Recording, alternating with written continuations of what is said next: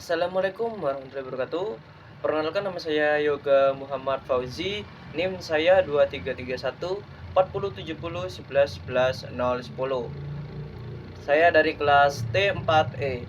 Pada kesempatan kali ini saya akan menjelaskan tentang cloud computing security atau keamanan cloud computing. Oke, langsung saja. Yang pertama ada pengertian dari cloud computing sendiri itu apa? Cloud computing adalah sebuah model penyedia layanan komputasi seperti penyedia data, aplikasi pemrosesan, dan infrastruktur TI lainnya melalui internet. Dengan cloud, pengguna tidak perlu memiliki atau mengelola server secara fisik. Jadi, layanan ini bersifat elastis, scalable, dan efisiensi secara biaya, memungkinkan individu maupun organisasi untuk fokus pada pengembangan tanpa terbebani oleh infrastruktur TI. Lalu, cloud computing terbagi dalam beberapa model layanan, antara lain yaitu IaaS atau infrastruktur as a service, yaitu penyedia infrastruktur TI virtual seperti server, penyimpanan, dan jaringan. Contohnya AWS, EC2 atau Microsoft Azure. Lalu yang kedua ada PaaS, yaitu Platform as a Service, yaitu menyediakan platform untuk mengembangkan aplikasi, contohnya Google App Engine atau Heroku. Lalu yang ketiga ada SaaS, yaitu Software as a Service, yaitu menyediakan perangkat lunak yang bisa diakses secara online. Contohnya yaitu Google Workshop dan Microsoft 365. Lalu selanjutnya yaitu pentingnya keamanan dalam cloud computing, yaitu keamanan cloud computing adalah sekumpulan kebijakan, kontrol, dan teknologi yang dirancang untuk melindungi data, aplikasi, dan infrastruktur yang terkait dengan pengguna layanan cloud. Karena data dan aplikasi disimpan di luar kontrol langsung pengguna, maka ada kebutuhan mendesak untuk menjamin. Yang pertama ada kerahasiaan, yaitu confidentiality, adalah hanya pihak yang berwenang yang boleh mengakses data. Lalu yang kedua ada integritas atau integrity, yaitu data tidak boleh diubah oleh pihak yang tidak sah. Yaitu yang ketiga ada ketersediaan atau availability, yaitu data dan layanan cloud harus tersedia kapan saja dibutuhkan. Yang ketiga ada ancaman umum dalam cloud computing, yaitu contoh ancamannya yang pertama ada data breach atau kebocoran data, yaitu insiden di mana data sensitif diakses oleh pihak tidak sah, misalnya kebocoran data pelanggan akibat server cloud yang salah konfigurasi. Lalu yang kedua ada miskonfigurasi atau salah konfigurasi, yaitu kesalahan pengaturan akses cloud dapat menyebabkan data terbuka untuk publik, seperti yang terjadi pada Capital One pada tahun 2019. Yang ketiga ada insecure interface and IPS, yaitu IP yang tidak memiliki autentikasi dan otorisasi yang kuat menjadi celah serangan.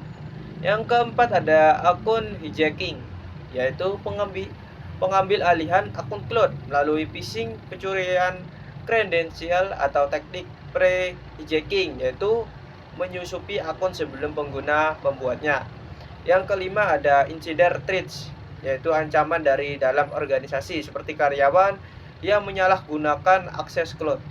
Yang keenam ada denial of service atau DOS atau DDoS, yaitu serangan yang bertujuan melumpuhkan layanan cloud dengan membanjiri server dengan permintaan palsu secara besar-besaran. Lalu bagaimana cara memitigasinya? Yang pertama ada autentikasi multifaktor atau MFA, yaitu menambahkan lapisan keamanan dengan meminta 2 atau lebih bukti identitas pengguna saat login. Yang kedua ada enkripsi data. Data yang harus dienkripsi dalam keadaan diam atau at rest dan saat dikirim atau in transit, misalnya pengguna AES-256 dan protokol TLS. Lalu yang ketiga ada zero trust arsitektur, yaitu tidak ada pengguna atau perangkat yang secara otomatis dipercaya. Semuanya harus diverifikasi terlebih dahulu sebelum diberi akses. Yang keempat ada monitoring dan audit, yaitu log aktivitas harus diawasi secara real time dan dievaluasi secara berkala untuk mendeteksi anomali dan potensi serangan. Yang kelima ada firewall dan IDS atau IPS, yaitu digunakan untuk memfilter lalu lintas jaringan dan mendeteksi atau menghentikan aktivitas mencurigakan.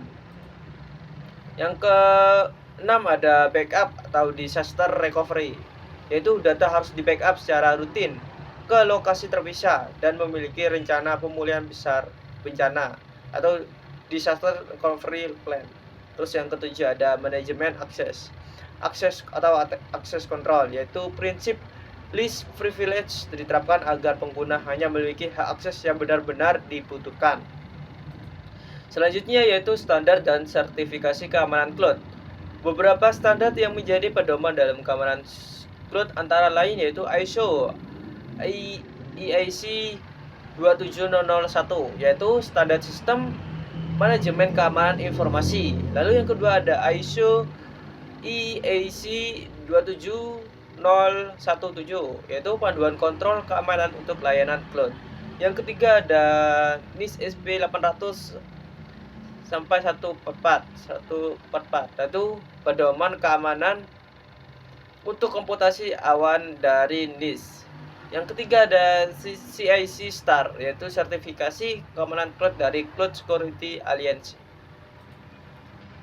Selanjutnya, tanggung jawab keamanan model atau model share responsibility. Itu dalam cloud keamanan adalah tanggung jawab bersama antara penyedia dan pengguna, yaitu tugasnya penyedia cloud atau cloud provider ada bertanggung jawab atas keamanan infrastruktur fisik, perangkat keras, dan hypervisor. Lalu pengguna atau pelanggan cloud tugasnya yaitu bertanggung jawab atas keamanan data, akun, aplikasi, dan konfigurasi layanan cloud. Selanjutnya yaitu adalah sebuah studi kasus keamanan cloud.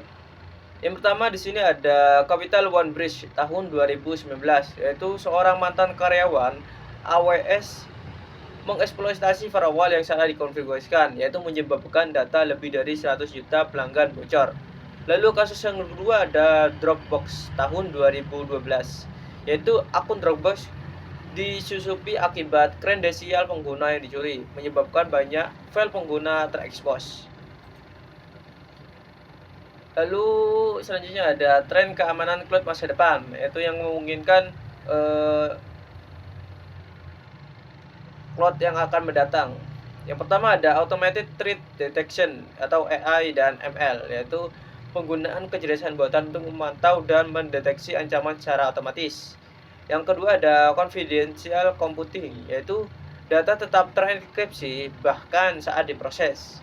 Yang ketiga ada serverless security, yaitu fokus pada keamanan fungsi dan event, bukan infrastruktur.